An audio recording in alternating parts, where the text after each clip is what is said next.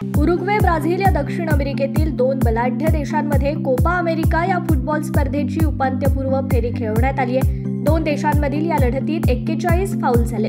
4 फटके टार्गेटच्या दिशेने मारण्यात आले. निर्धारित वेळेत दोन्ही संघांना गोल करता आले नाहीत आणि याच पार्श्वभूमीवर या लढतीच्या निकालासाठी पेनल्टी शूटआउटचा अवलंब करण्यात आला. उरुग्वेचा गोलरक्षक सर्जिओ रोचे याने यामध्ये भन्नाट कामगिरी केली आहे, तर ब्राझीलचा गोलरक्षक एलिसन बेकर याला ठसा उमटवता आला नाहीये. उरुग्वेने या लढतीत 4-2 अशी बाजी मारली आणि उपांत्य फेरीत प्रवेश केलाय.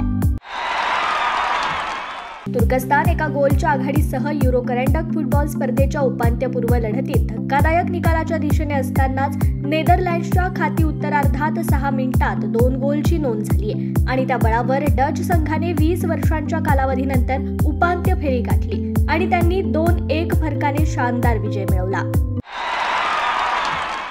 सामन्याच्या निर्धारित वेळेतील 10 मिनिटे बाकी असताना बुकायो साका याने बरोबरी साधून दिल्यानंतर पेनल्टी शूटआउटमध्ये गोलरक्षक जॉर्डन पिकफोर्ड अवैध ठरलाय.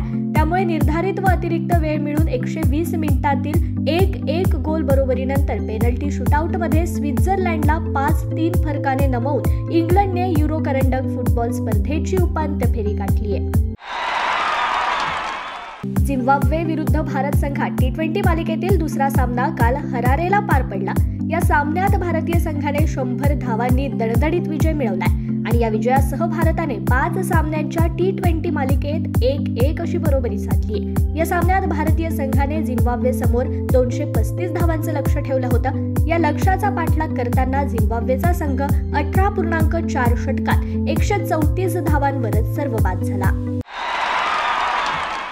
झिम्बाब्वे विरुद्ध भारत संघात दुसरा T20 सामना काल खेळवला गेला आणि या सामन्यात भारतीय संघाने 100 धावांनी दणदणीत विजय मिळवलाय. मात्र दुसऱ्या T20 सामन्यातून त्यांनी त्याच्यातील क्षमता दाखवून दिली आहे. अभिषेकने 47 चेंडूत 7 चौकार आणि 8 षटकारांसह 100 धावांची खेळी केली. त्याने 46 चेंडूत षटकारासह शतक पूर्ण केलं होतं आणि हे शतक त्याच्यासाठी विक्रमी ठरलं. अभिषेक झिम्बाब्वे विरुद्ध T20 क्रिकेटमध्ये भारतासाठी शतक करणारा पहिलाच खेळाडू ठरलाय.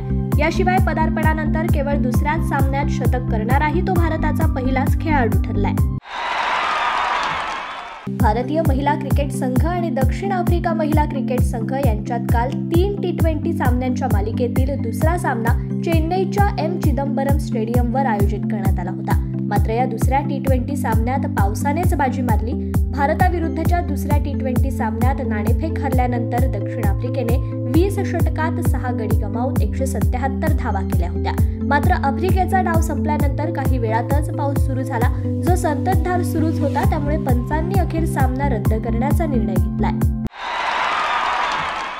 वर्ल्ड रेसलिंग एंटरटेनमेंट म्हणजेच WWEचा स्टार जॉन सीना लवकरच आपल्या दिग्गज कारकिर्दीचा अंत करणार आहे. जॉन सीनाने WWEच्या सोशल मीडिया अकाउंटवर पोस्ट केलेल्या व्हिडिओमध्ये इन रिंग स्पर्धेतून निवृत्तीची घोषणा केली आहे आणि तो 2025 मध्ये WWEला निरोप देणार आहे. मात्र जॉन सीना आता टोरंटो, कॅनडात WWE money in the bank शोमध्ये परतलाय.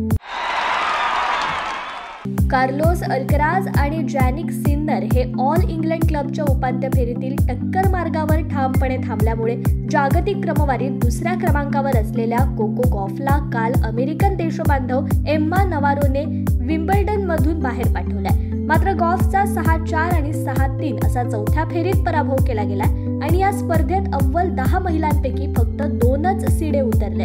अनहेराल्डेड लुलू सन ही विम्बल्डनमध्ये शेवटच्या 8 मध्ये पोहोचणारी पहिली न्यूझीलंड महिला ठरली आहे, तर मॅडिसन कीजने अश्रूच्या पुरात शेवटच्या 16च्या लढतीतून बाहेर पडली.